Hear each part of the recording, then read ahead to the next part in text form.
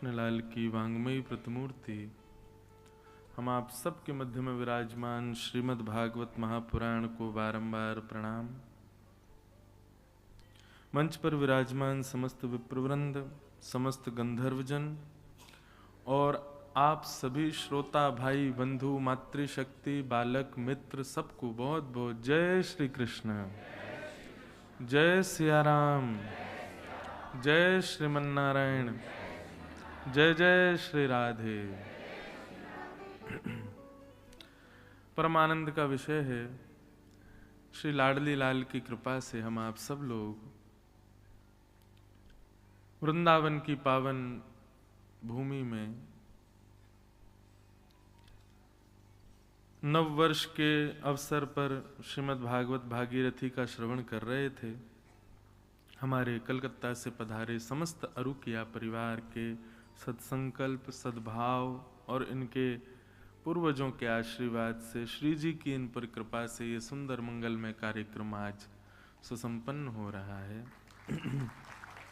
सबसे पहले निमित्त मात्र जो यजमान परिवार है उनको बहुत बहुत साधुवाद, धन्यवाद नहीं, आप तो कहो धन्य भाग्य, आपके धन्य भाग्य कि वृंदावन में आप लोगों ने ये सुंदर श्रीमद् भागवत का क्रम रखा। आपके परिवार के संकल्प से कितने वैष्णवों ने इस कथा का आनंद लिया, कितने वैष्णवों को इस कथा का सुख प्राप्त हुआ। जैसे इंद्र ने वर्षा की, ठाकुर जी ने गिरिराज जी उठाए और सब ब्रजवासी भगवान के समीप चले गए और इंद्र की इस अपराध पर ठाकुर जी ने उनको क्षमा कर दिया। ब्रह्मा जी ने पूछा क्यों क्षमा किया, कल हम बता रहे थे, तो भगवान कहते हैं इंद्र की करनी से सब मेरे पास आ गए। सोचो, इंद्र ने अपराध किया तो भगवान ने क्षमा किया, लेकिन कथा कराने वाले यजमान जब कथा कराते हैं कितने सारे वैष्णव भागवत जी के पास आ जाते हैं। वो अपराध को भी प्रेम दे देते हैं। जो प्रेम से कराता हो कि सब वैष्णव ठाकुर जी के पास जाए, ठाकुर जी कितने प्रसन्न होते होंगे कि एक परिवार के संकल्प से कितने सारे वैष्णवों ने कथा का सुख लिया, कथा का आनंद लिया। तो हमारे अरुकिया परिवार, उनको बहुत बहुत साधुवाद। लाल जी ऐसी कृपा अनुग्रह आप पर करते रहें।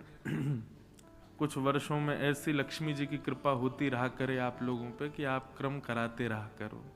कभी कभी भागवत जी का, कभी सुंदर अनुष्ठानों का आपके घर में होता रहे। जितने भी वैष्णव यहाँ बाहर से पधारे कथा श्रवण के लिए, सबका बहुत बहुत साधुवाद। श्री जी की आज्ञा से ही आप सब यहाँ पधारे हैं। मैं निवेदन कर रहा था बंधुओं, गीत गोविंद, मैंने अब तक के अपने भक्त चरित्रों को जितना मैं देख पाया अपनी मंद बुद्धि से, ठाकुर जी जितने सुंदर मचलते हैं ना गीत गोविंद सुनकर के, उतना मचलन मैंने ठाकुर जी का अन्य किसी भाव में नहीं देखा। गीत गोविंद इतना प्रिय है ठाकुर जी को। कभी भक्तमाल जी का पाठ कीजिएगा। श्री भक्तमाल जी में नाभा जी, जो कि ब्रह्मा जी के ही अवतार हैं, नाभा जी ने भक्तों के चरित्र लिखे और उन भक्तों के चरित्रों में जब श्री जयदेव महाप्रभु का चरित्र लिखा तो श्री नाभा गोस्वामी जी कहते हैं कि मुझे वो छप्पे याद नहीं है पूरा, पर मुझे बस इतना ही याद है कि ऐसा गीत गोविंद लिखा कि इसका जो कोई भी पाठ करेगा, तो नाभा जी कहते हैं हमारी जिम्मेवारी पर हम कह रहे हैं, किसी भक्त के लिए ऐसा नहीं लिखा, लेकिन नाभा जी जयदेव महाप्रभु के लिए लिखते हैं, इनके द्वारा रचित गीत गोविंद का जब कोई व्यक्ति पाठ करता है तो ता सुनवे राधा रमन अवश्य पधारे। उसको सुनने राधा रमन जी जरूर आते हैं। कितने वैष्णवों ने ये नियम लिया कि वे सामने एक आसन पधरा करके और फिर गीत गोविंद का पाठ करते हैं।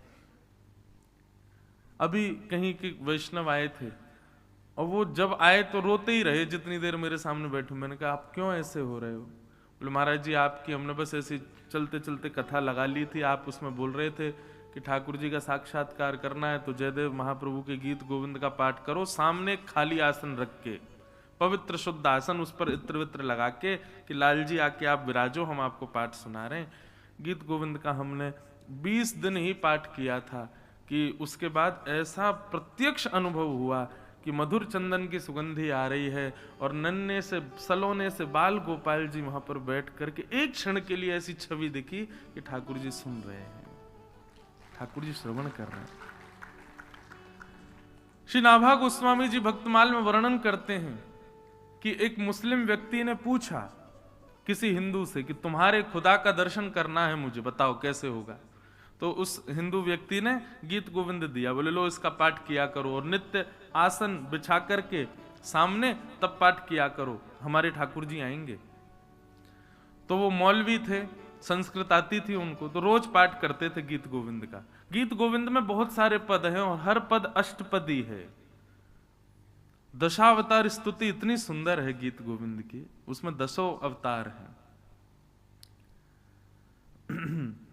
और एक तो इतना सुंदर है गीत गोविंद का एक अष्टपदी, मुझे बहुत अच्छा लगता है, वृंदावन का।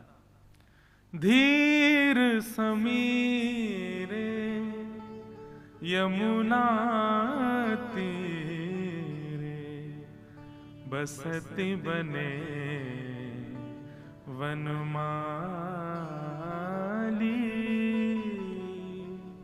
बसती बने बनमाली। ये भी गीत गोविंद है। तो गीत गोविंद का वो मौलवी जी रोज पाठ करते थे सामने आसन रख करके। एक दिन उनको कहीं जाना था, बहुत जल्दी में थे, तो बहुत दिनों से नियम बन गया था गीत गोविंद पाठ करने का, आसन रोज रखते ही थे। तो एक दिन कहीं जल्दीबाजी में जा रहे थे, तो उन्होंने सोचा घोड़े पर मैं बैठे बैठे गीत गोविंद कर लूंगा। घोड़े पर बैठ गए और बैठ करके पाठ करने, और ठाकुर जी को आसन नहीं दिया। तो जैसे पाठ करते हुए वो गीत गोविंद का पाठ करते हुए घोड़े को चलाने लगे, इतने में उन्होंने क्या देखा, एक सांवला सा नन्हा सा बालक मौलवी की तरफ मुख करके उल्टा दौड़ रहा है और ऊपर भुजा उठा करके दौड़ रहा है। तभी क्या देखा, ललित त्रिभंगी श्याम सुंदर ही दौड़ रहे थे, उल्टे दौड़ रहे थे और गीत गोविंद सुनते हुए चल रहे थे। मौलवी ने अपना घोड़ा रोका, नीचे उतर करके आया, कमल नेत्र ठाकुर जी के, सुंदर दंतावली, घुंघराले केश, श्याम वर्ण, देख करके उसके नेत्र सजल हो गए। बोल भगवान, आप जरूर हिंदुओं के खुदा है ना। ठाकुर जी मंद मुस्कुरा गए, बोले भगवान आप ऐसे उल्टे क्यों दौड़ रहे हो। बोले आज तेने आसन ही ना धरो हमारे काज, तू अकेलो ही बैठ गयो घोड़ा पे, हमारे काज आसन ही ना धरो तो कहा करें। अब गीत गोविंद कोई गावे तो मेरो तो मन करे सुनवे को, या हमारे में उल्टो दौड़ते दौड़ते सुन रहे हो, तू गा रो या हमारे। इसलिए गीत गोविंद का कभी भी पाठ करो बंधुओं, एक आसन जरूर पधराओ और ऐसा भाव रखो, हे लाल जी आप पधारो। निश्चित ठाकुर जी आते हैं गीत गोविंद सुनने के लिए, इतना प्रिय है ठाकुर जी को। श्री जगन्नाथ जी रोज रात्रि शयन करा करके पुजारी लोग जाते, सुबह आकर के जैसे ही कपाट खोलते तो क्या देखते, जगन्नाथ जी के वस्त्र फटे हुए हैं, यहां से आंखों के पास में ऐसे छिल रही है जैसे मानो कहीं किसी ने कोई ठाकुर जी को बहुत ज्यादा कष्ट दिया है। पुजारियों ने निवेदन किया, भगवान ये आपके वस्त्र फटके से जाते हैं और आपके अंग प्रत्यंगों पर इतने कांटे क्यों लगे हैं। तो जगन्नाथ जी बोले जगन्नाथपुरी को एक माली है और उस माली की पुत्री वो किसी गुरुजन से गीत गोविंद सीख करके आ गई है। अब वो जब अपने वन में बैंगन तोड़ने के लिए जाती है तब गीत गोविंद गाती है और उसको सुनने के लिए मैं उसके पीछे पीछे जाता हूं। वहां इतने सारे कांटे होते हैं मुझे पता ही नहीं चलता, वो सब कांटे लग जाते हैं, मेरे वस्त्र फट जाते हैं। तब महाराज पुजारियों ने उस माली की कन्या को बुलवाया और श्री जगन्नाथ जी के सामने बैठाया, बोले अब यहां गाया करो गीत गोविंद। जैसे उसने गीत गोविंद गाया, महाप्रभु जगन्नाथ जी झूमने लगे और झूमते झूमते पुजारी जी से बोले इसको लाओ मेरे हृदय से लगा दो। जैसे ही ठाकुर जी के हृदय पर उसको जाकर के आच्छादित किया, हृदय से लगते ही उसने अपने प्राण त्याग दिए और ठाकुर जी में ही विलीन हो गई। ऐसा है गीत गोविंद। तो 2024 प्रारंभ हो गया है आज। 31 दिसंबर तक प्रयास करना, बिना नागा किए एक दिन भी नित्य गीत गोविंद का पाठ करो।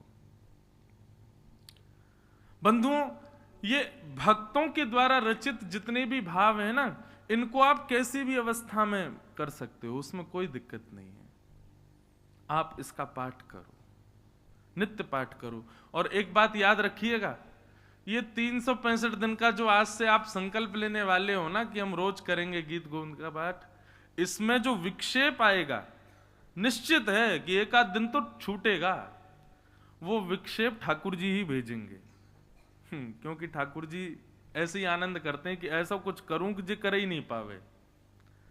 लेकिन आप भी दृढ़ संकल्प कर लेना, बोले ठाकुर जी चाहे आपकी जितनी जोर हो लगा लो, हम तो रोज पाठ करेंगे, हम एक दिन भी बेनागा नहीं करेंगे। आप निश्चित मानिए बंधु, वृंदावन धाम में बैठ कर के हम आपको अपनी जिम्मेवारी पर कहते हैं, ठाकुर जी निश्चित आपको दर्शन देंगे। 1 वर्ष 2 वर्ष की बात नहीं, इसी वर्ष में ही हो जाएंगे। हम तो पहले से ही संकल्प करके बैठे भैया 2024 कहाँ तक वेट करते रहे, 25 आ जाएगी, फिर 26 आ जाएगी, 30 आ जाएगी, बूढ़े बड़े हो जाएंगे हम लोग। यहाँ तो कई बूढ़े बड़े बैठे हैं बेचारे, 2030-35 तक तो वो कट लेंगे। लेकिन हम लोगों को युवावस्था में भक्ति मिल गई है, तो ये लंबी आंकड़े नहीं जाने चाहिए। दृढ़ संकल्प कर लो बंधु, हर 1 जनवरी को, ये इस वर्ष तो ठाकुर जी को आना ही पड़ेगा हमारे पास। ऐसी दृढ़ता अपने चित्त में लिया। अरे मोटिवेशन लाते हैं लोग, इस साल हम ये करेंगे, इस साल हम जिम जाया करेंगे, इस साल हम ये खाया करेंगे, इस साल माता पिता के सम्मान वो सेवा करेंगे, ये करेंगे। अरे आज संकल्प लो कि इस वर्ष ठाकुर जी का प्रत्यक्ष साक्षात्कार करेंगे। ठाकुर जी नहीं मिलेंगे, चलो इतनी योग्यता नहीं सीधे ठाकुर जी मिले, तो ठाकुर जी की सहचरी विशाखा जी दिख जाएं, श्री ललिता जी दिख जाएं, सूरदास जी दिख जाएं, मीराबाई दिख जाएं, कोई वैष्णव का ही दर्शन हो जाए, फिर धीरे धीरे ऊपर बढ़ेंगे तो कोई आचार्य का दर्शन हो जाए, आचार्य के बाद कभी तो ठाकुर जी, वैष्णव एक वैष्णव का दर्शन हो गया तो निश्चित है ठाकुर जी दर्शन देंगे। बस प्रतीक्षा करो। तो दृढ़ संकल्पित हो जाओ बंधुओं इस वर्ष में। ठाकुर जी, राधारमन जी, आप चाहे जितना जोर लगा लो, या वर्ष तो हम मिलके रहेंगे आपसे, आपको मिलना ही पड़ेगा। इस संकल्प के साथ प्रवेश करो। आज विश्राम दिवस, कथा विलंब से शुरू हुई, हम तो तैयार थे, यहाँ तैयारियों में थोड़ा समय था। फिर हमारे लाल जी, उनको भी, अच्छा चाहे कितनी जल्दी कथा हो, लाल जी हमारे उठते 7:30-8 बजे ही, उससे पहले उनको उठा देंगे तो पूरे दिन हमारे कहीं ना कहीं दर्द रहेगा शरीर में। लाल जी कहेंगे दारी के तेने मैं उठाए कैसे जल्दी, मैं थक गया हूँ। कल कथा में आए तो और थक गए, आज पूरे दिन सफ़र है उनका। अब यहाँ से हम घर थोड़ी जाएंगे, सीधे एयरपोर्ट ही भगेंगे। तो सुबह उनको स्नान ध्यान करा करके, स्नान क्या करते हैं हमारे लाल जी, रोज नहाते थोड़े ही हैं। अरे बड़े विचित्र हैं भैया ठाकुर जी, गीलो कपड़ा करो, गाल पहुँच दो, हाथ पहुँच दो, बस है गयो स्नान। ये जितने नियम है शुद्धि के, सब रे हमारे काजे ठाकुर जी का कचूना है। और जगन्नाथ जी की तो पूछो ही मत। श्री जगन्नाथ महाप्रभु जी के सामने तो बड़े बड़े शीशे रखे जाते हैं, और सब जगन्नाथ जी उन शीशों में अपने आप को देखते हैं, तो पुजारी जी शीशों में ही पानी डालते हैं, जय हो जगन्नाथ जी, नहा लिए। जगन्नाथ जी के हाँ भैया आनंद आ गो, जय हो, ऐसी नवाए दो। प्रतिबिंब नहाता है जगन्नाथ जी का। तो साल में 1 बार स्नान पूर्णिमा पर स्नान करते हैं, और वह स्नान में ही बीमार पड़ जाएं, बुखार आ जाए ठाकुर जी, और महाराज 15-20 दिन के लिए चले जाएं, ठाकुर जी को थर्मोमीटर वगैरह लगा के लोग फोटो वोटो डाल देते हैं, ऐसा तो नहीं है। पर ठाकुर जी, अच्छा इसके पीछे बड़े रहस्य हैं बंधुओं। जगन्नाथ भगवान साल भर एकादशी नहीं करते, वहां पर रोज दाल भात बनती है, पर ठाकुर जी बड़े चतुर हैं। ये स्नान पूर्णिमा के बाद जितने दिन बीमार रहते हैं उतने दिन केवल औषधि पीते हैं। मतलब ठाकुर जी पूरे साल भर की एकादशी एक संग कर लेते हैं, एक साथ सारी एकादशी निर्वहन कर लेते हैं अपनी, और फिर साल भर खूब दाल भात खाते हैं प्रेम से। बाकी एक भाव ऐसा बंधुओं, जितने भी वैष्णव जाते हैं जगन्नाथ जी के सामने, सब अपने आर्त, अपने दुख, अपनी पीड़ा श्री जगन्नाथ जी को बताते हैं। स्नान पूर्णिमा से लेकर के और रथ यात्रा के 2 दिन पहले तक ठाकुर जी जब बीमार रहते हैं, तो मतलब 1 वर्ष में जितने वैष्णवों ने अपने आर्त भाव आकर के ठाकुर जी से निवेदित किए, ठाकुर जी सबके कष्टों को अपने ऊपर ले लेते हैं, सबकी पीड़ाओं को अपने ऊपर धारण कर लेते हैं। इसलिए बीमार होते हैं कि कहीं उसको पीड़ा ना होवे। तो इसलिए जगन्नाथपुरी जब कोई व्यक्ति जाता है तो निश्चित है कि उसका दुख जो 100% उसको प्राप्त होने वाला था वो 10% ही मिलेगा, क्योंकि 90% उसका कष्ट श्री जगन्नाथ जी वहन कर लेते हैं, इसलिए वो बीमार पड़ते हैं। बड़े सुंदर सुंदर भाव हैं। तो अब आप सब लोग इस वर्ष बंधुओं खूब प्रेम से ठाकुर जी का भजन करना, खूब ठाकुर जी को याद करना। हर दिन कुछ करो नहीं करो लेकिन लाल जी को याद जरूर करो, ऐसा एक संकल्प बना लो। इससे ज्यादा कोई संकल्प की आवश्यकता नहीं। बस हमारा कोई भी वर्ष अंतिम हो सकता है, कुछ पता नहीं है बंधुओं जीवन का, पर लाल जी हमारी बस आपसे प्रार्थना है, इस वर्ष हमको आप जरूर किसी दिन मौका देना कि आपके हम प्रत्यक्ष दर्शन कर लें। हम और कोई आशीर्वाद और कोई शुभकामना आपको नहीं देंगे कि इस साल आपकी खूब कमाई हो, आपकी फैक्ट्री बढ़िया चले, आपकी जॉब लग जाए, आपके बढ़िया घर में ब्याह हो जाए आदि। वो सब आपके कर्म पर निर्भर होगा, सब हो जाएगा। हम बस ब्रजवासी होने के नाते, व्यासपीठ पर बैठे व्यास होने के नाते बस इतना कहें, इस वर्ष ठाकुर जी आपको जरूर दिख जाएं, इस वर्ष ठाकुर जी का प्रत्यक्ष दर्शन निश्चित हो जाए। और आप सब भी हमको आशीष दो कि आपके लाल जी भी आपको प्रत्यक्ष दर्शन। वैसे हमारे लाल जी प्रत्यक्ष ही हैं, हम तो उनसे कभी नहीं कहते आप प्रकट हो, आप प्रकट ही हो, आप ऐसे ही रहो। याते ज्यादा और कहा, इतना तो विश्वास है ना कि ये प्रत्यक्ष है, वे प्रत्यक्ष ही हैं। पर फिर भी आप सब भी आशीष दो कि व्यास जी आपकी भी खूब भक्ति बढ़ती रहे, आप भी खूब ऐसी कथा कहते रहो। हाँ, केवल आप ही लोग आशीर्वाद लोगे, आप दो हमको। हाँ, अच्छा, ये भागवत का नियम है कि 7 दिन तक व्यास श्रोताओं को आशीर्वाद देता है, और अंतिम दिन श्रोताजन जब कथा पूर्ण हो रही होती है तब व्यास को आशीर्वाद देते हैं कि भैया आप ऐसे ही कथा सुनाते रहो, ऐसे ही हमको ठाकुर जी से मिलाते रहो, और भगवान कृपा करें आपको भी जल्दी ठाकुर जी मिलें। तो आप सब भी नववर्ष पर हमको आशीष प्रदान करो, श्री जी कृपा करें। ये तन, ये मन, ये वाणी, ये सब कुछ और किसी काम की नहीं, हम और किसी काम के हैं ही नहीं। हमसे आप अगर कुछ और उम्मीद रखते हो कि महाराज जी आप ये भी कर लो, हमसे बिल्कुल नहीं हो पाएगा। हम और किसी लायक हैं ही नहीं, हम पे बस एक ही काम आता है, ठाकुर जी के गुणगान गाना। इसके अतिरिक्त ये देह और किसी भी कार्य को करने में बिल्कुल सक्षम नहीं है। ये हम आपको बिल्कुल कह रहे हैं, हम बाकी के सब कार्यों में नालायक हैं, लेकिन ठाकुर जी कथा गाने और सेवा करने में थोड़े लायक हैं। बस यही हमारी योग्यता है। आप यही आशीर्वाद दो कि आप बाकी कामों में नालायक ही बने रहो, बस ठाकुर जी कथा के लिए आप लायक बने रहो। हमको यही आशीष चाहिए और कुछ नहीं चाहिए। आओ आज के विश्राम दिवस को जल्दी जल्दी समेटें, हमको 11 बजे तो निकलना है, और 10 सवा 10 तो हो गए, लेकिन फिर भी जो भाव आएगा सब श्रवण करते हैं। भगवान का विवाह श्री रुक्मिणी जी के साथ में हुआ। लोग बाग पूछते हैं श्री किशोरी जी से क्यों नहीं हुआ, श्री राधा रानी से क्यों नहीं हुआ। बंधुओं, श्री राधा रानी से ठाकुर जी का ब्याह हुआ है, लेकिन एक बात मेरे मन में जो खटकती है वो ये कि ब्याह होने के लिए, ब्याह करने के लिए अपने से विलग वस्तु का, व्यक्ति का होना बहुत जरूरी है। किशोरी जी ठाकुर जी से विलग नहीं है, वो ठाकुर जी में ही है। स्वयं श्री कृष्ण ही श्री राधा है, श्री राधा ही श्री कृष्ण है। इसलिए स्वयं से विवाह नहीं हो सकता। वृंदावन की रीति यही तो है कि श्यामा श्याम, आपको पता है बिहारी जी जब प्रकट हुए थे तो ऐसे थोड़े ही होते। स्वामी श्री हरदास जी निधिवन राज में रोज एक खाली कुंज को प्रणाम करते थे। एक दिन उनके शिष्यों ने पूछा, बोले भगवान आप ये खाली कुंज को दंडवत करते हैं, क्या है यहाँ पर। तब उन्होंने विट्ठल विपुल बिहारिन देव जी को आज्ञा की, बोले आप जाओ, जाकर के प्रणाम करो और थोड़ा भाव रख के फिर देखना आपको दिखेंगे। तब उन्होंने जाकर के, अभी बिहार पंचमी निकल करके गई, उसी दिन जाकर के प्रणाम किया। और स्वामी जी ने एक और आज्ञा करी थी, बोले जाओ जाकर के प्रणाम करो और जब दर्शन हो ना तो वहां से प्रसाद लेकर के आना। विट्ठल विपुल बिहारिन देव जी गए, जाकर के उन्होंने प्रणाम किया। प्रणाम करके जैसे ही देखा तो श्यामा श्याम युगल कुंज में विराजमान है दोनों, एक तरफ किशोरी जी, एक तरफ ठाकुर जी बैठे हैं, और ललिता विशाखा सेवा में है। बिहारिन देव जी ने भुजा उठा करके पहले तो दर्शन करते रहे बहुत देर तक, फिर कहा कि गुरुदेव ने आज्ञा की है कि प्रसाद लेकर के आना, कुछ प्रसाद दीजिए। तब किशोरी जी ने ठाकुर जी को देखा, ठाकुर जी ने किशोरी जी को देखा, एक दूसरे ने गले में गलवैयां डाली और किशोरी जी ठाकुर जी में, ठाकुर जी किशोरी जी में विलीन होकर के एकाकार रूप धारण करके श्री बिहारी जी के रूप में प्रकट हो गए।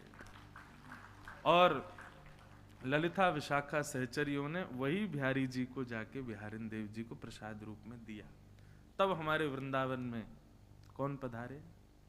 भुवन चतुर्दश की सुंदरता निधिवन करत बिहार, भुवन चतुर्दश की सुंदरता निधिवन करत बिहार, श्यामा प्यारी कुंज बिहारी, श्यामा प्यारी कुंज बिहारी, और जय जय श्री हरिदास वृंदावन प्यारो वृंदावन, ओ वृंदावन प्यारो वृंदावन। तो ठाकुर जी और श्री जी विलग नहीं है बंधुओं, विलग हों तो ब्याह करना पड़े ना, वे तो एक ही हैं।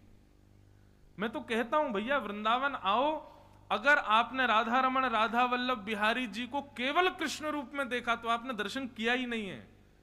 ठाकुर जी का बाम अंग श्री जी है, उसमें श्री जी को ढूंढो, श्री जी का दर्शन करो। इसीलिए हमारे वृंदावन बिहारी लाल का श्रृंगार देखो तो बाम अंग में कभी कभी चोटी धराई जाती है, बाम अंग में कभी कभी सिर पर जो है सुंदर चूड़ामणि धराई जाती है। हमारे बिहारी जी तो लहंगा ही पहने, बिहारी जी कभी केवल चरण दर्शन होते हैं उस दिन ठाकुर जी पजामा पहनते, नहीं तो रोज लहंगा ही पहनते हैं, श्री जी की प्रसादी ही पहनते हैं ठाकुर जी। क्यों? क्योंकि विलग नहीं है, तन श्री कृष्ण है, श्रृंगार श्री राधिका रानी है। ये बहुत बड़ा भेद है भैया रस का, वृंदावन का, इसको समझो। ठाकुर जी का बाम अंग जो है, ये बाम हिस्सा जो है, ये श्री जी है, वो श्री जी के रूप में ही विराजमान। हितरवंश महाप्रभु कहते हैं, बसो मोरे नैनन में यह जोरी, हित हरिवंश करी न्यो छावर चिर जी यो यह जोरी। ठाकुर जी आपने हमको दो आंख क्यों दी? श्री हितरवंश महाप्रभु कहते हैं आपने दो नेत्र क्यों दिए? देखा तो एक आंख से भी जाता है, आपने दो क्यों दिए? बोले एक नेत्र में नव दुल्हे ब्रजराज सांवरो और दूसरे नेत्र में दुल्हन राधा गोरी, ताकि एक नेत्र में श्याम सुंदर बैठे और दूसरे नेत्र में श्री जी बैठे, इसलिए आपने हमको दो नेत्र प्रदान किए। तो कभी भी वृंदावन में ठाकुर जी का जब दर्शन करो, बाम अंग में श्री जी विराज रही हैं, यही भाव से दर्शन करो। आज आप लोग जा तो नहीं रहे हो यहां से, अब सब लोग दर्शन करने जाना, और आज इसी भाव से करना। ठाकुर जी के सिर से लेकर नख तक जो बाम अंग है वो श्री जी है, उसी भाव से ही देखिएगा। आज अलग ही दर्शन होंगे फिर आपको, क्योंकि वे श्री जी हैं। तो श्री जी से ब्याह इसलिए संभव वैसे तो हुआ है, लेकिन रुक्मणी जी से इसलिए हुआ क्योंकि रुक्मणी जी विलग हैं, रुक्मणी जी अलग हैं। श्री जी तो ठाकुर जी में ही है, ठाकुर जी ही है। वास्तव में ऐसा कह दिया जाए तो कोई अतिशयोक्ति नहीं, रुक्मणी जी का ब्याह भी श्री जी से ही हुआ है, क्योंकि ठाकुर जी ही श्री जी हैं। और इसी रस को जानने, समझने और पहचानने के लिए इतने रसिक जन वृंदावन में पड़े हैं। हम आप 2-4 मिनट में कैसे समझ जाएंगे इस रस को? पूरा जीवन न्योछावर करो तब भी ये रस समझ में नहीं आएगा। एक व्यक्ति बोला वृंदावन आ गए महाराज जी, पर यहाँ की परंपरा रीति रस समझ में क्यों नहीं आता? मैंने कि यही कृपा है कि समझ में ना आवे, समझ आ गया तो मैंने तुम्हारी योग्यता नहीं, फिर ना समझ ही बने रहो वृंदावन में। तो भगवान का ब्याह रुक्मणी जी के साथ में हुआ। आगे फिर भगवान का दूसरा विवाह जामवंत की पुत्री जामवती के साथ में हुआ। एक समंतक उपाख्यान यहां पर सुनाया जाता है। एक मणि थी सत्राजित यादव की, उस मणि की विशेषता यह थी कि वो हजारों किलो सोना रोज देती थी। ठाकुर जी ने मन में विचार किया, इतना किलो सोना रोज देती है, अकेला व्यक्ति इतने धन का क्या करेगा? तो भगवान ने जाकर के सत्राजित से कहा, एक काम करो, अपनी मणि द्वारिका के कार्यालय में जमा करा दो और हमको बता दो तुमको कितना धन चाहिए। रोज उतना सोना हम तुमको दे देंगे, बाकी के से हम द्वारिका का कल्याण कर लेंगे। लेकिन सत्राजित ने मना कर दिया, नहीं मेरी मणि है, मैं अपने पास ही रखूंगा। भगवान बोले जैसी इच्छा। एक दिन सत्राजित का छोटा भाई प्रसेन मणि पहन करके द्वारिका में घूमता हुआ वन की ओर गया। शेर ने प्रसेन को मार दिया, मणि लेकर के शेर चला गया। एक भालू ने शेर को मार दिया, मणि लेके भालू चला गया। बहुत ध्यान से सुनिएगा, मैं जल्दी जल्दी सुना रहा हूं, लेकिन बहुत अच्छी कथा है। मणि लेकर के भालू चला गया, शेर चला गया, लेकिन पूरी द्वारिका में हल्ला क्या मच गया कि 4 दिन पहले ठाकुर जी मणि मांगने गए थे और उसने देने से मना कर दिया, और आज उसी के भाई को ठाकुर जी ने अगवाह करके उसको बंदी बना करके मणि चुरा लिए। पूरी द्वारिका ठाकुर जी पर उंगली उठाने लगी। ये संसार है बंधु। आपको पता है पृथ्वी का नाम क्या है शास्त्रों में? दुखालयम शाश्वतम। ये दुखालय है। भोजन कहां मिलता है? भोजनालय। पढ़ाई कहां होती है? विद्यालय। कार्य कहां किए जाते हैं? कार्यालय। भोजनालय में पुस्तक मिलती है कभी? नहीं। कार्यालय में कभी भोजन किया जाता है? नहीं। तो फिर दुखालय में सुख कैसे मिल जाएगा बताओ? ये दुखालय है, ये सुखालय नहीं है, ये दुखालय है। जैसे लाइब्रेरी में चुप करके कोई खाने की वस्तु ले जाए, ऐसे ही इस दुखालय में छुप छुप करके कभी कभी सुख आ जाता है। नहीं तो निरंतर रहने वाला तो दुख ही है। दुख कभी कम नहीं हो सकता, क्योंकि आप जिस आलय में हो वो दुख का आलय है। आलय कहते हैं घर, और दुख के घर में आप सुख से संबंध बनाना चाहते हो? कभी नहीं हो सकता। होगा कैसा होगा? जैसे अभी ठंडी है, इतने में कोई हीटर चला दे, ब्लोअर चला दे, तो अचानक से एक थोड़ी गर्मी सी हवा थोड़ी स्पर्श करके चली जाए, या जेठ के महीने में भयंकर गर्मी में थोड़ी ठंडी ब्यार छू करके चली जाए, ठीक वैसे ही संसार में दुख निरंतर है, सुख तो कभी कभी छूता है। पर जो राधा माधव के उपासक हो जाते हैं, वृंदावन रस बीथियों में जो पड़ जाते हैं, वे जब इस दुखालय में रस बीथियों में विचरण करते हैं वृंदावन की, तो उनको सुख नहीं लगता, उनको दुख नहीं लगता, वे तो आनंद में विचरण करते हैं, वे आनंद में आ जाते हैं। उनको सुख दुख से कोई पीड़ा नहीं होती। आनंदाम बुद्धिवर्धनम प्रतिपदम। ठाकुर जी के सानिध्य से सुख नहीं बढ़ता बंधु, आनंद बढ़ता है। आनंद और सुख में अंतर क्या है? आप कहोगे ये तो पर्यायवाची है। नहीं, पर्यायवाची नहीं है। सुख में और आनंद में अंतर है। सुख किसे कहते हैं? जिसका अति सेवन करने से मिलने वाला सुख कम होता है, उसको सुख कहते हैं। जैसे रसगुल्ला आपको सुख देता है, एक खाओगे अच्छा लगेगा, दूसरा खाओगे अच्छा लगेगा, तीसरा खाओगे कम अच्छा लगेगा, चौथा खाओगे और कम अच्छा लगेगा, पांचवा खाओगे तो और कम बढ़िया, छठवा कोई लेकर के भागे तो आप भाग जाओगे, भैया अब नहीं खाना, तुमको तो रसगुल्ला बहुत अच्छा लगता है, खाओ ना।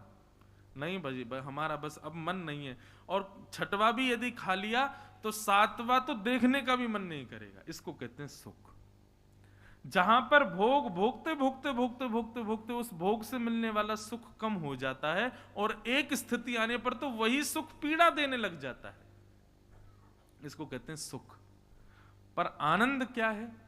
बोले कितना भी उपभोग कर लो, लेकिन फिर भी उससे मिलने वाला जो प्रसन्नता है, जो सुख है, वो कभी कम ना हो, उसको आनंद कहते हैं।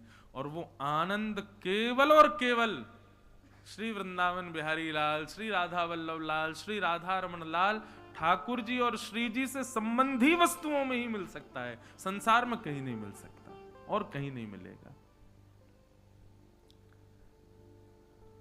परिणाम, आपको कोई एक्टर बढ़िया लगता है, उसकी पिक्चर एक बार देख लोगे, 2-4 दिन बाद फिर देख लोगे, लेकिन एक ही दिन में 2 बार नहीं देख पाओगे।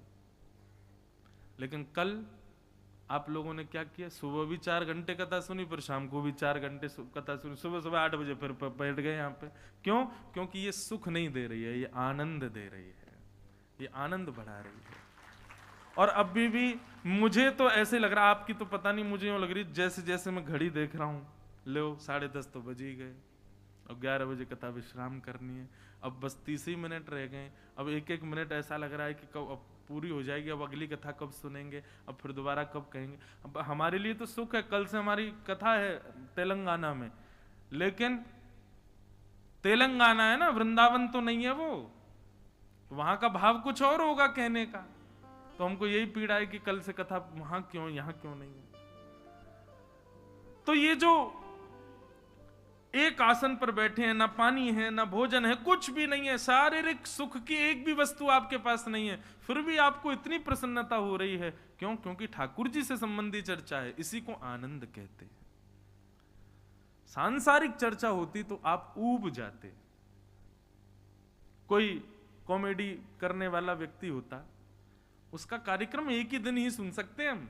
वो कहे मैं 7 दिन तक स्टेज पे आके रोज करूंगा, आप कहोगे भैया बख्श दो हमको, एक ही दिन में बहुत है। लेकिन कथा के लिए नासिक में 1 महीने की कथा है, सब लोग कह रहे हैं अरे आनंद आएगा, हमको लग रहा है 1 महीना में पूरी होगी कि नहीं। क्यों? ठाकुर जी से संबंधी जब वस्तु होती है तो वो सुख नहीं, आनंद देती है, और आनंद कभी कम नहीं होता। ज्यों ज्यों प्यास, ज्यों ज्यों पानी पी रहे हैं त्यों त्यों प्यास बढ़ती है। ऐसी स्थिति जहां हो उसको आनंद कहते हैं। भगवान पर सब लोगों ने उंगली उठाई, ठाकुर जी ने जाकर के मणि खोजी, जामवंत जी से जाकर के युद्ध करके मणि ली, जामवंत जी ने अपनी पुत्री जामवती का ब्याह भगवान के साथ कर दिया। भगवान ने आकर के मणि सबके सामने दिखा दी, तब मणि देख करके द्वारिका के लोगों ने सत्राजित को गाली देनी शुरू कर दी, तुमने हमारे भगवान पर लांछन कैसे लगाया? तो सत्राजित ने उस लांछन से बचने के लिए अपनी बेटी सत्यभामा का ब्याह भी भगवान से कर दिया। 3 ब्याह हो गए। एक दिन अर्जुन के साथ भगवान घूम रहे थे, तभी देखा कि सुंदर नदी के तट पर एक श्याम वर्ण की परम सुंदरी एक कन्या बैठी है। अर्जुन का मन आ गया उसको देखते ही।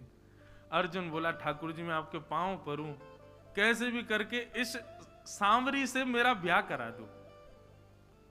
ठाकुर जी बोले तुम जाओ, जाकर के अपना परिचय दो, उसका परिचय लो, पूछ लो, और ब्याह कराने की जिम्मेवारी हमारी।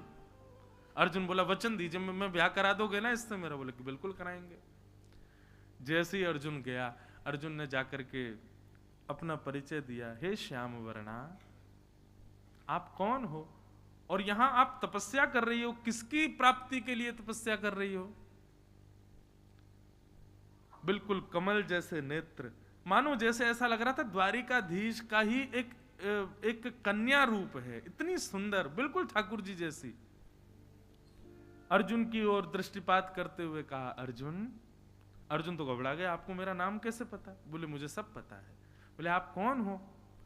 बोले मैं कालिंदी हूं, यमुना, और मैं यहां इस तट पर विराजमान होकर के द्वारिकाधीश से विवाह करने के लिए तपस्या कर रही हूं।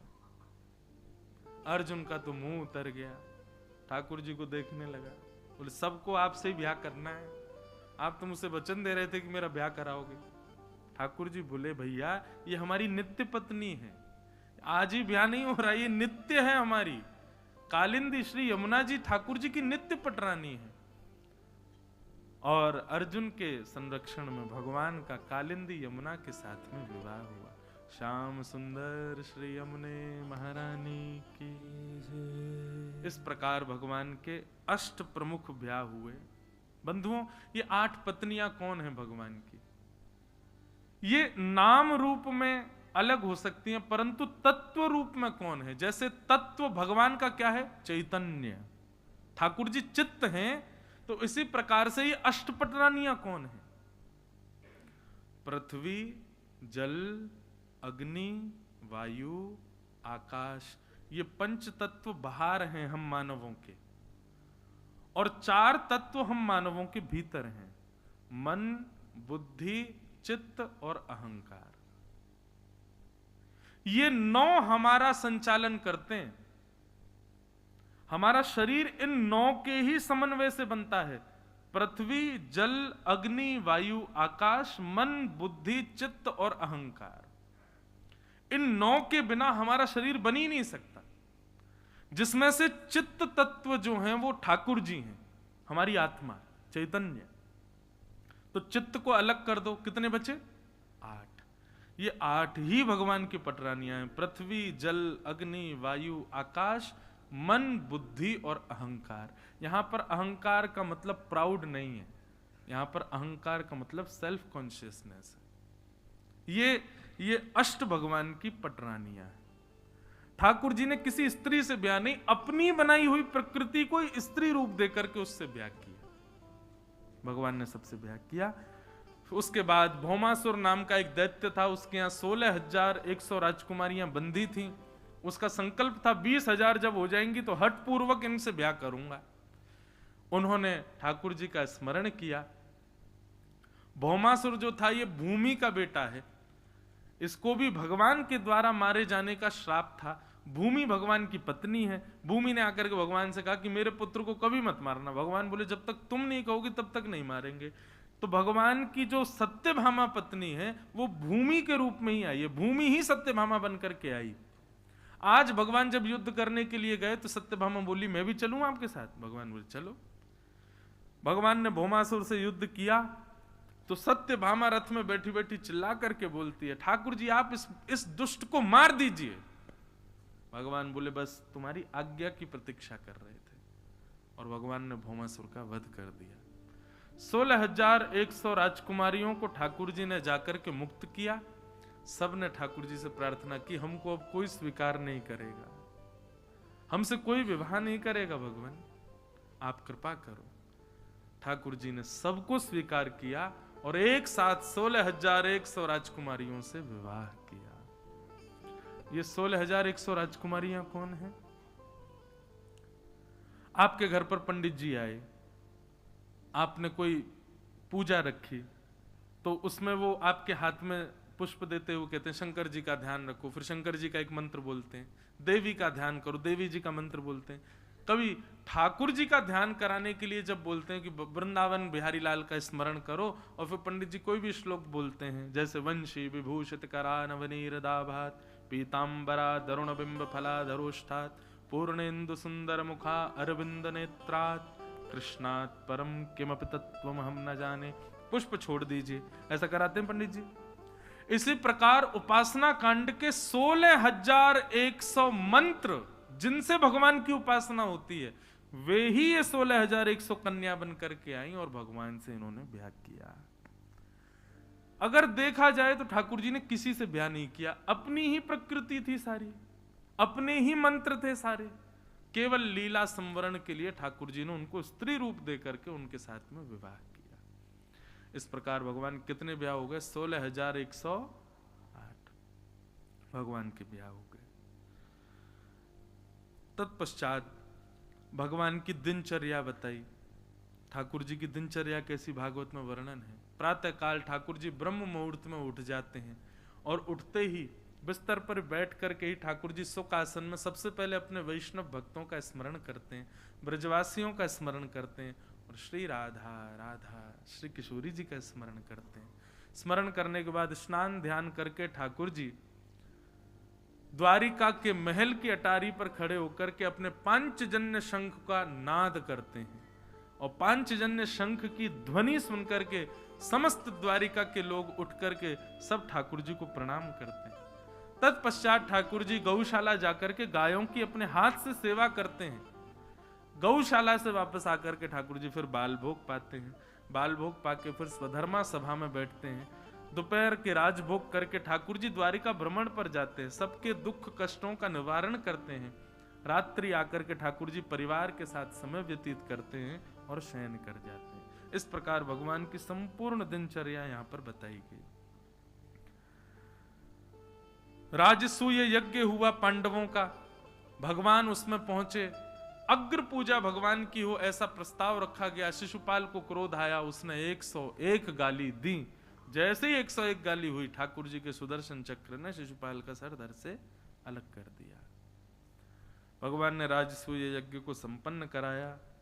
इस प्रकार फिर आगे कथा आती है। सूर्य ग्रहण के समय पर द्वारिका के लोग कुरुक्षेत्र गए और उसी समय सूर्य ग्रहण के समय पर ब्रजवासी भी कुरुक्षेत्र गए, और वर्षों बाद ब्रज से आने के बाद आज ठाकुर जी ब्रजवासियों से मिले। बहुत सुंदर कथा है बंधु, विस्तार में गया तो बहुत समय लगेगा, लेकिन इतनी सुंदर लीलाएं हैं वहां पर। ठाकुर जी यशोदा मैया से मिले। यशोदा मैया को अब दिखता नहीं, कम दिखता है। ठाकुर जी ने हृदय से लगाया, अपनी सब पटरानियों से मिलवाया, अपने बाल बच्चों से मिलवाया, और फिर मिलवा करके ठाकुर जी ने सबसे कहा सब लोग जाओ, मैं मैया के पास अकेला रहूंगा अब। और सब चले गए। यशोदा मैया के सिर में गोद में सर रख करके ठाकुर जी पौड़ गए, और ठाकुर जी ने एक प्रश्न किया। ये कथा भागवत की नहीं है, एक वैष्णव ने मुझको सुनाई थी, परंतु ये सत्य कथा है। ठाकुर जी यशोदा मैया से पूछते, मैया एक प्रश्न करूं तोते? मैया बोली कर लाला।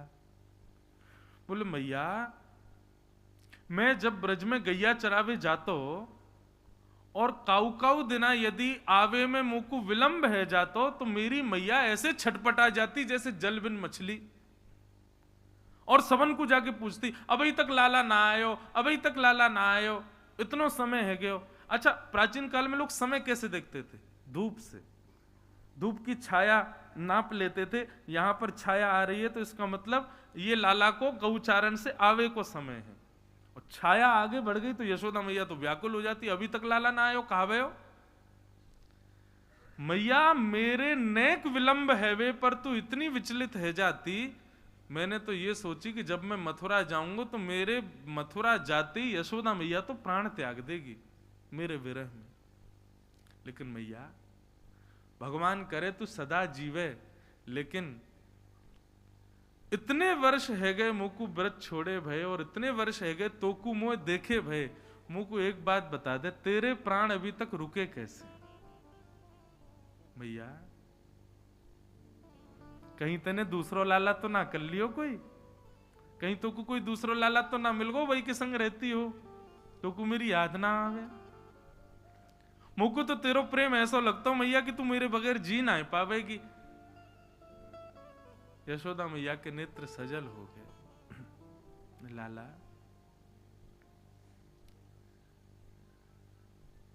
वास्तव में प्राण तो वही समय निकल जाते जा समय तू व्रत छोड़ करके गए हो, पर तेरो एक निगोरो रूप मेरे चित्त में बैठो है। मैं जब जब नेत्र बंद करूं तब तब तेरो वो रूप मुझको दिखाई दे। मैं तो प्रार्थना करूं कि ये रूप तेरो मेरे चित्त से चलो जाए, तू अंतर ध्यान है जाए मेरे हृदय से, तब मैं प्राण त्यागूं, नहीं तो तू तो सदा मेरे चित्त में रहे, यही मारे मेरे प्राण ना निकल रहे। लाला, ठाकुर जी बोले, ऐसे मेरी लीला को ऐसा कौन सा रूप है मैया तेरे चित्त में? यशोदा मैया बोली, मुझको हृदय से लगा लाला, और मेरे हृदय में झांक के देख एक बार, तेरो कौन सा रूप है? ठाकुर जी ने मैया को जैसे हृदय से लगाया, और हृदय से लगा करके नेत्र बंद करके मैया के हृदय में जब ठाकुर जी ने देखा तो एक भुजा पर गिरिराज जी धारण है, दूसरी भुजा कमर पर रखी है। ठाकुर जी का यह गिरधर स्वरूप यशोदा मैया के चित्त में बैठा है। ठाकुर जी ने उस रूप को देखा, बोले लाला, तैने 7 दिन 7 रात्रि तक गिरिराज जी धारण करके रखे, ब्रजवासी सो रहे, खा रहे, सब क्रिया कर रहे, लेकिन 7 दिन 7 रात्रि तक अपलक नेत्रन से यशोदा मैया लाला को देख रही है। कहीं मेरो लाला भगवान तो ना है, कहीं मेरो लाला ईश्वर तो ना है। और फिर अपने आप को समझावे, ना ना यशोदा, तेरो लाला तो तेरो लाला है, कोई ईश्वर ईश्वर ना है। ये बार बार अपने मन को समझाती है, ये कोई भगवान ना है, ये तो तेरो लाला है। लाला, 7 दिना तक मुझ को यही चिंता लगी रही कि कहीं मेरो लाला ईश्वर तो नहीं है। मैं बार बार देवताओं को पूजूं, बार बार इष्टन को पूजूं कि हे भगवान कृपा करियो, मेरो लाला भगवान नहीं हो कहीं। 7 दिन 7 रात्रि तक अनवरत तेरे वा रूप को देखवे के कारण अब जब जब मैं नेत्र बंद करूं तब तब तेरी वही छवि मुझको दिखाई दे। लाला, वही छवि के कारण मेरे प्राण रुके हैं।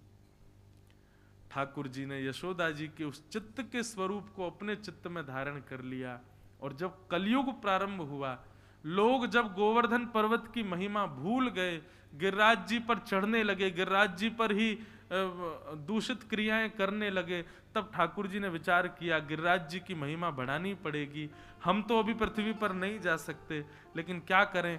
तब ठाकुर जी ने यशोदा जी के चित्त में जो ठाकुर जी का स्वरूप था उसी को गिरिराज जी से प्रकट कर दिया। वही है श्रीनाथ जी महाराज। बोलो श्रीनाथ जी महाराज की। वही है हमारे गिरधर लाल। इसलिए श्रीनाथ जी गिरधर लाल जी की सेवा करने वाले को यशोदा जी के भाव से ही सेवा करनी पड़ती है, तभी ठाकुर जी सेवा स्वीकार करते, नहीं तो नहीं करते। ठाकुर जी मिले, कहते हैं कि किशोरी जी भी कुरुक्षेत्र गई थीं, तो कृष्ण पटरानियां किशोरी जी को देखने गई और इस भाव से देखने गई, हम त्रिभुवन सुंदर की पत्नी हैं, देखें तो सही है राधा रानी कितनी सुंदर है।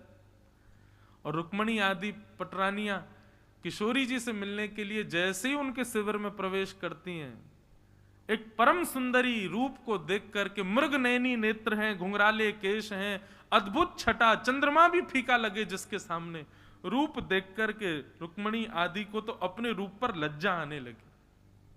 बोले हम अपने आप को सुंदर कहती हैं? इसे कहते हैं सुंदरता। प्रणाम किया, हे किशोरी जी हम आपको प्रणाम करते हैं। तुरंत उस कन्या ने रुक्मणी जी को उठाया, कहा मैं तो किशोरी जी की दासी हूं, किशोरी जी तो भीतर बैठी हैं।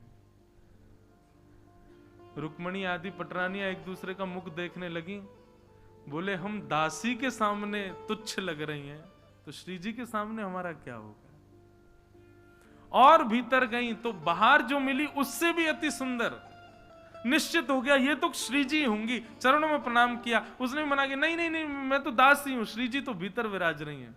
बंधुओं गई तो थी 8 पटरानियां भगवान से मिलने, लेकिन श्री जी तक एक ही पहुंच पाई। क्यों? बाकी कहां गई? बोले बाकी तो बाहर की सुंदरता देख के ही मूर्छित हो गई।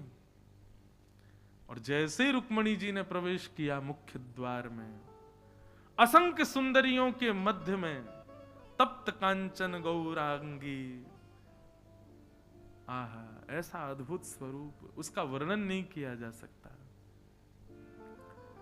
रूप देख करके रुक्मणी जी जैसे ठाकुर जी को प्रथम बार देख के मूर्छित हो गई थी, वैसे ही किशोरी जी को देख करके मूर्छित हो गई। नेत्रों में सामर्थ्य नहीं है रुक्मणी जी के कि हम श्री जी को देख पाए। श्री जी ने अनुग्रह किया, तब रुक्मणी जी उनका दर्शन कर पाई, प्रणाम किया और कहा सदा के लिए आप चरणों में वास दे दो श्री जी। बंधुओं श्री जी का रूप कैसा, हम इस जन्म में लाल जी को भले ही देख लें, श्री जी को नहीं देख पाएंगे, हम में इतनी सामर्थ्य नहीं है। पर श्री जी का रूप कैसा है? जैसे किसी के रूप को देख करके आपके हृदय में कोई भावना उत्पन्न हो जाए, कोई विषय उत्पन्न हो जाए, पर श्री जी का रूप ऐसा है, आपके भीतर जितने अवगुण हैं, जितने दोष हैं, श्री जी की एक झलक देखते ही वो सारे दोष नष्ट हो जाएंगे। ऐसा श्री जी का स्वरूप है। वर्णन आता है सबसे भयानक दोष व्यक्ति के भीतर है काम। श्री जी को यदि कोई देख ले तो उसके हृदय का काम ही नष्ट हो जाएगा, ऐसा रूप है श्री जी का। इस प्रकार कुछ लीलाएं सुनाई गई हैं, ऐसी श्री जी को हम बारंबार प्रणाम करते हैं। आगे भगवान के परम मित्र श्री सुदामा जी की कथा आती है। कृष्णस्यासीत् सखा कश्चित् ब्राह्मणो ब्रह्मवित्तमः विरक्त इंद्रियार्थेषु प्रशांतात्मा जितेंद्रिय। भगवान के एक सखा हैं जिनका नाम सुदामा है। अकिंचन निष्किंचन ब्राह्मण सुदामा अपनी पत्नी की आज्ञा मान करके आज द्वारिका गए। द्वारिकाधीश ने खूब मधुर स्वागत किया। स्वागत करके द्वारिकाधीश ने सब पटरानियों से मिलाया, पूरी द्वारिका का दर्शन कराया। सुदामा जी से कहा भाभी ने मेरे लिए क्या भेजा? सुदामा जी बोले कछु ना भेजो लाला। लेकिन सुदामा जी एक पोटली में चावल लेके गए थे, लेकिन संकोच कर रहे थे कहीं मेरी दीन दशा और इन चावलों की पोटली देख के कहीं कृष्ण को ऐसा ना लगे गरीब है कुछ मांगने आया, इसलिए छुपा रहे थे। कैसी दीनता सुदामा जी की। पर ठाकुर जी ने पोटली छीन करके संपूर्ण वैभव उसका भोग लगाते हुए श्री सुदामा जी को प्रदान कर दिया। सुदामा जी लौट करके आए तो देखा सुंदर भवन खड़े हैं। सुदामा जी अपनी पत्नी से बोले, देवी अब तुम भवन में रहो, हम तो वन में जाके भजन करेंगे। जैसे सुदामा जी जाने लगे तो भवन के भीतर से आवाज आई। जैसे पलट करके देखा तो द्वारिकाधीश भवन में ही बैठे थे और सुदामा जी से कहते हैं, सुदामा जी संपत्ति निश्चित है मेरे भजन से विमुख करती है, परंतु संपत्ति के ऊपर यदि मैं बैठा हूं तो वो संपत्ति भी भजन को बढ़ाने वाली होगी। संपत्ति केवल अपनी इच्छा पूर्ति लोक रंजन के लिए है तो वो संपत्ति मेरे भजन को घटाती है, लेकिन उस संपत्ति का प्रयोग यदि मेरे उत्सव, मेरी लीला, मेरी कथा के लिए किया जाता है तो वो संपत्ति लोक रंजन नहीं, वो संपत्ति नरकगामी नहीं, वो संपत्ति मेरे चरणों की प्राप्ति कराती है। आप कृपा करके संपत्ति को स्वीकार करो। सुदामा जी की मधुर कथा सुनाई गई। भगवान के संपूर्ण वंश को भगवान के बालकों के द्वारा किए गए दुष्क्रिया की वजह से श्राप लगा और ब्राह्मणों ने, संतों ने श्राप दे दिया कि तुम्हारा पूरा यदुवंश एक दिन लड़ता झगड़ता हुआ सब सर्वनाश हो जाएगा। ठाकुर जी के सन्मुख ही संपूर्ण यदुवंश का सर्वनाश हो गया। बलराम जी आज्ञा लेकर के क्षीर सागर में प्रवेश कर गए। शेषनाग हैं, ऐसे शेषनाग के अवतार श्री बलराम जी को हम प्रणाम करते हैं। ठाकुर जी ने मन में विचार किया अब हमें भी लीला पूरी करनी है। वटवृक्ष के नीचे बैठकर के भगवान ने उद्धव, मैत्रेय मुनि और कुछ विशिष्ट जनों को भागवत धर्म का उपदेश किया। बहुत सुंदर है बंधुओं भागवत धर्म। हम प्रयास करते हैं कि हर वर्ष बद्रीनाथ में कथा हो और वहां केवल भागवत धर्म, कृष्ण उद्धव संवाद का प्रवचन हो। इस साल तो हम जा नहीं पाए पर अगली वर्ष जरूर जाएंगे। वहां प्रसंग ही केवल भागवत धर्म का होता है, जहां कृष्ण उद्धव संवाद होता है। बहुत सुंदर प्रसंग है। 2 श्लोकों में हम इसको श्रवण करके कथा को विश्राम करेंगे। ठाकुर जी कहते हैं, कायेन वाचा मनसेन्द्रियैर्वा बुद्ध्यात्मना भानुषितस्वभावात् करोमि सत्सत्यकलं परस्मै नारायणायेति समर्पयेतत्। करोमि यत् यत् सकलम परस्मै नारायणायेति समर्पयेतत्। ठाकुर जी कह रहे हैं काया से, वचन से, मन से आप कुछ भी करो, सब ठाकुर जी को अर्पित करो, ठाकुर जी को निवेदित करो। बंधुओं एक बात सदैव याद रखना, हम लोगों का एक स्वभाव हो चुका है कि हम अपने सद्गुणों की तो गिनती करते हैं, अवगुणों की कभी गिनती नहीं करते। अपने सद्गुणों को सब गिनते हैं और गिनाते भी हैं। 2024 में एक संकल्प और लीजिए, आज के बाद हमने अच्छा क्या किया इसकी गिनती बंद करो। हमने भजन कितना किया इसकी गिनती बंद करो। आजकल एक नई माला आ गई है, वो लोग ऐसे बटन दबाते रहते हैं, ऐसे बटन दबाते रहते हैं। यहां पे भी अगर किसी के पास हो कोई दिक्कत नहीं है, करो, ठीक है, अच्छी बात है, परंतु हमारी कई एक बात कर लेना, क्या उसमें जो नंबर आते हैं ना वहां पर टेप लगा देना कि दिखे नहीं। हम जप को, हम अच्छे कर्मों को, भगवत भजन को गिनते क्यों हैं? मां कभी गिनती है कि मैं अपने पुत्र से कितनी बार प्रेम करती हूं? पति कभी गिनता है कि मैं अपनी पत्नी से कितना प्रेम करता हूं? तो फिर हम ठाकुर जी से इतना प्रेम करते हैं, इतना नाम जप करते हैं, इसकी गिनती क्यों करते हो?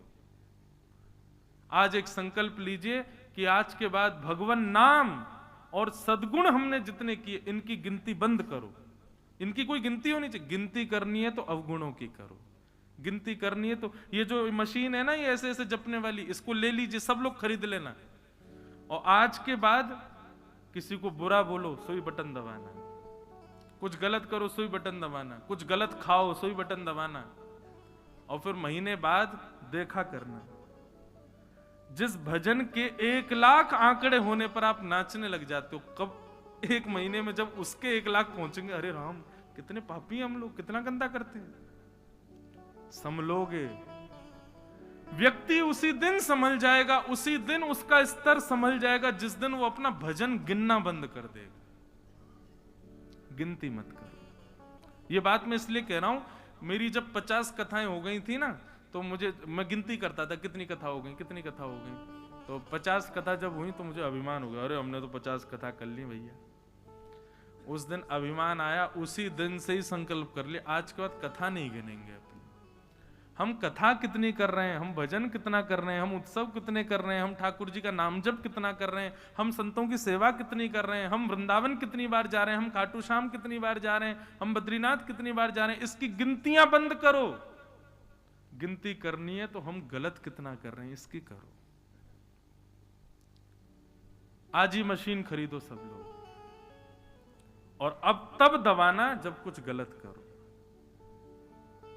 और उसका एक नियम रखना, उसको देखते मत रहना है। उस पर एक वो व्हाइट टेप आता है ना जिससे दिखे ना, वो लगा देना उसके ऊपर। मैं भी करने वाला हूं। और फिर हर महीने की पहली तारीख को टेप हटा के देखा करना। तब देखना हृदय में कैसी ज्वाला सी जलेगी। तब मन किया करेगा, अरे राम भगवान कृपा करो, श्री जी कृपा करो, बहुत पाप हो रहे हैं। पिछले महीने 5000 पाप किए मैंने, बताओ कहां अभी गिनते हो 5000। हमने वो एक वॉच आती है ना, वो एप्पल वॉच पर स्टेप्स काउंट होते हैं, हमारी माता जी पहनती हैं, रोज मेरे से रात में देख आज मैंने कितने चरण चले। मैंने मैया ऐसी गिनती पापों की भी होनी चाहिए। हर दिन व्यक्ति ऐसी एक वॉच बने, उसमें रोज पता चले कि हम कितने पाप कर रहे हैं। रोज रात में देखो। गिनती करनी है तो अपने दूषित कर्मों की करो। भजन की गिनती क्यों कर रहे हैं हम? सत्कर्मों की गिनती क्यों कर रहे हैं?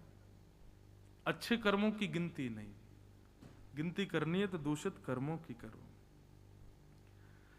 आप श्रेष्ठ जो कुछ भी करते हो, यदि उसकी गिनती कर रहे हो तो मतलब आप उसका श्रेय ले रहे हो।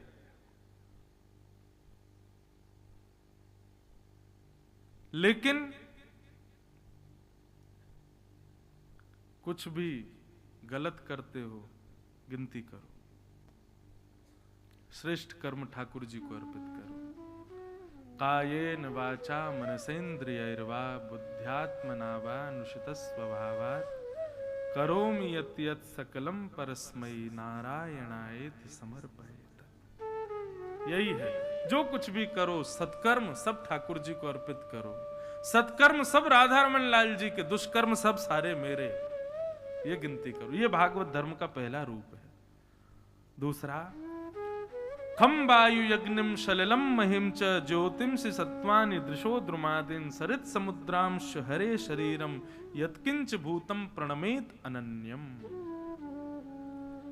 बंधुओं, आज से एक काम और करो।